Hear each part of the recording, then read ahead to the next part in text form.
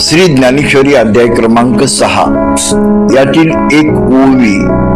ऐसा पवनाचे नि पाठारे, एटा धारणीचे नि पैसारे, क्रमी ध्यानाचे चवरे सापडे तव.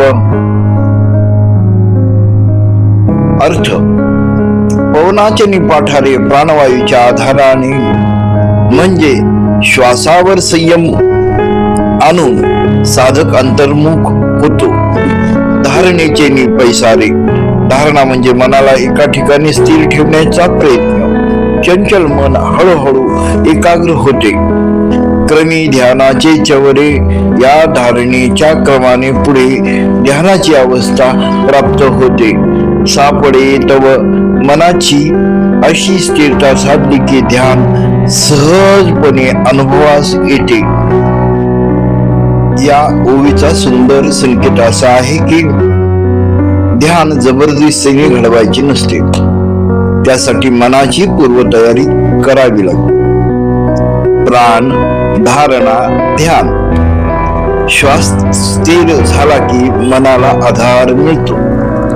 मन एका विषयावर स्थिर झाले की धारणा होते आणि धारणा अधिक परिपक्व झाली की ध्यानाची अखंडता निर्माण होते.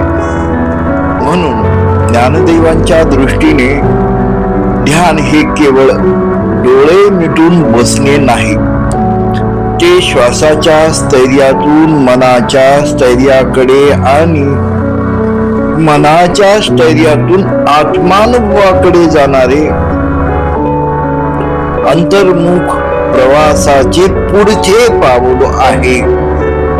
प्राणे स्थिर मना शांतम, धारणाया दृढं भवेत्, ध्याने लीनं तदा चित्तं, स्वात्मानंदा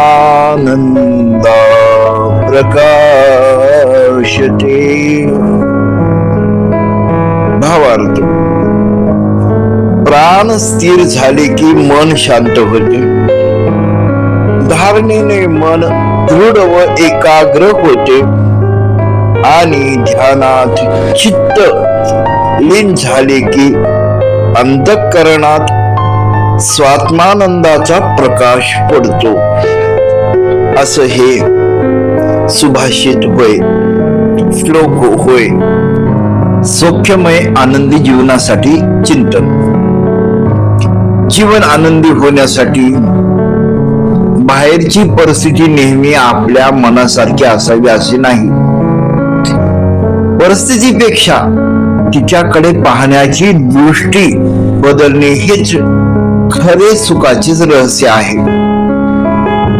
जे मिळाले त्याची कृतज्ञता, जे नाही त्याची अनावश्यक खंत नाही, जे बदलता येईल त्यासाठी प्रयत्न आणि जे बदलता येत नाही ते शांतपणे स्वीकारणे, यातून मनाला खरे समाधान मिळते.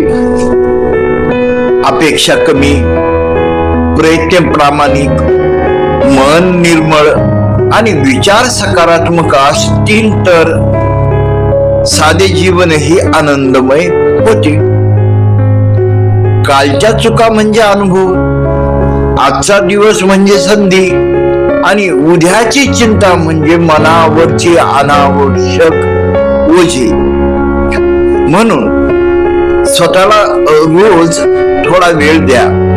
शांत बसावे, श्वासाकडे नामस्मरण करावे आणि स्वतःला विचारावे, मी नेमका आहे कोण? मी आत्मा आहे, मी चैतन्य आहे. हा जो आत्मीय भाव जागृत झाला की शांत मन होते, एकाग्र होते आणि एकाग्र चित्तातून आत्मीय अलौकिक असा आनंद आपल्या हृदयस्थ भगवंताला ती समर्पण केलेली आत्मनिष्ठा होय.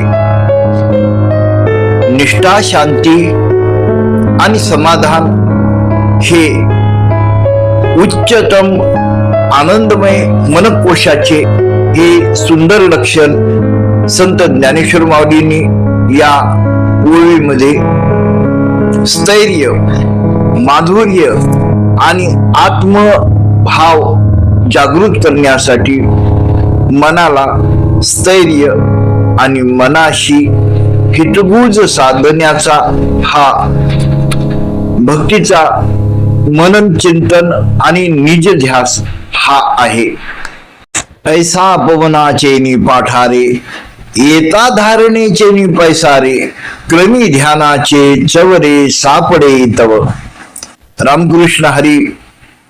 चॅनलला लाईक करा, सबस्क्राईब करा. धन्यवाद.